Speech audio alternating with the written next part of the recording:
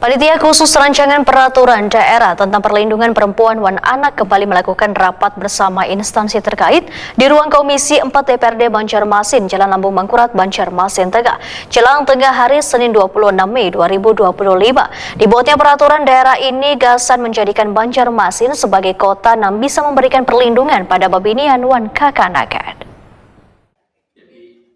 Panitia khusus rancangan peraturan daerah tentang perlindungan perempuan dan anak kembali melakukan rapat bersama instansi terkait di ruang Komisi 4 DPRD Banjarmasin, Jalan Lambung Mangkurat, Banjarmasin Tengah, jelang tengah hari Senin 26 Mei 2025.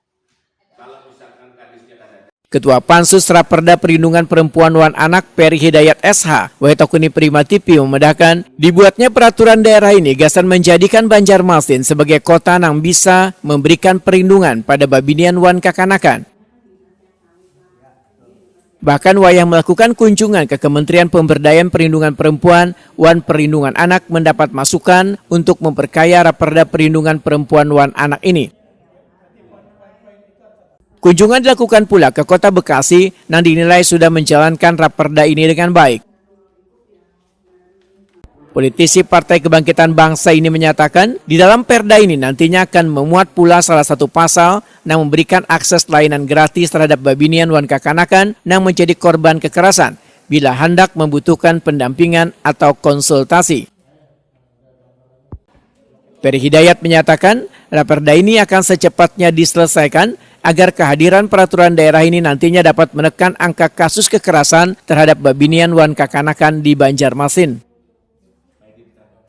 Pertama, pembahasan perda kita studi komparasi di kementerian. Alhamdulillah kita diterima langsung dari kementerian. Di sana kita beri ada referensi catatan untuk tambahan untuk mengisi perda yang nantinya membawa perda ini menjadi lebih baik untuk tahun yang akan datang. Yang mana kemarin itu juga kita ada kunjungan studi komparasi ke Bekasi yang sudah menjalankan perdanya yang sudah berlaku di sana di Kota Bekasi, baik itu di sana sudah menjalankan. Jadi kemarin sekalian juga kita di Bekasi untuk mempelajarinya. Di sana kita juga ada pembahasan untuk penindakan serta namanya itu baik itu penanganan, semuanya tertuang di sana. Wakil Ketua Pansus Raperda Perlindungan Perempuan dan Anak Nelly Listriani berharap dinas terkait turut memberikan masukan agar ke depannya penegakan dari peraturan ini dapat berjalan dengan baik.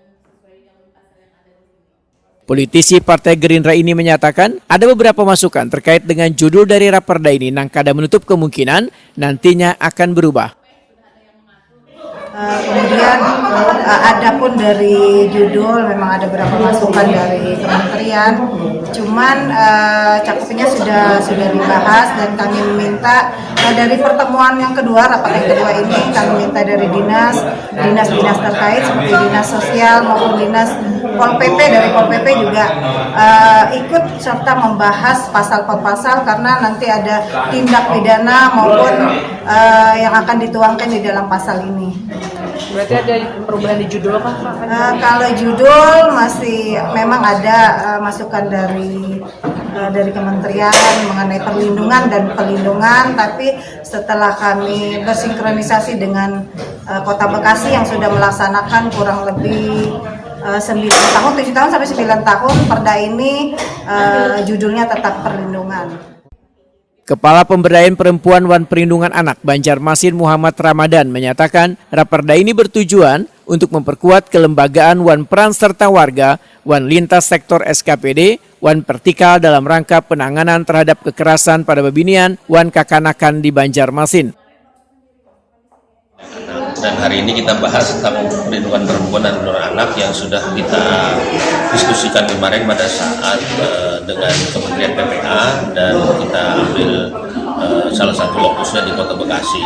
Jadi sudah kami bahas sebenarnya pasal per pasal dan kami sinkronisasi untuk perbaikan. Insya Allah nanti minggu depan akan kami lebih maksimalkan lagi sehingga kelompok bagian hukum dan dinas terkait, dan insya Allah mudah-mudahan bisa segera diparipurnakan. Perda ini sendiri mengingat angkanya cukup tinggi Pak untuk kekerasan perempuan dan anak Kota Banjarmasin. Salah satunya dalam rangka untuk memperkuat kelembagaan dan peran serta masyarakat dan lintas sektor SKPD dan vertikal dalam rangka bagaimana penanganan terhadap kekerasan perempuan maupun anak yang ada di Kota Banjarmasin.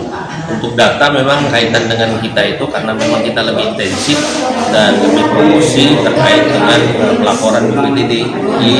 Semakin kita masif, maka masyarakat lebih berani untuk speak up kepada BPTD. Nah, itu bagian dari hal yang terbaik. Ya, akhirnya angkanya meningkat. Tapi meningkatnya itu indikatornya bagaimana BPTD bisa menangani sehingga selesai semua dari kekerasan terhadap perempuan dan anak dan terlindungi perempuan maupun anaknya.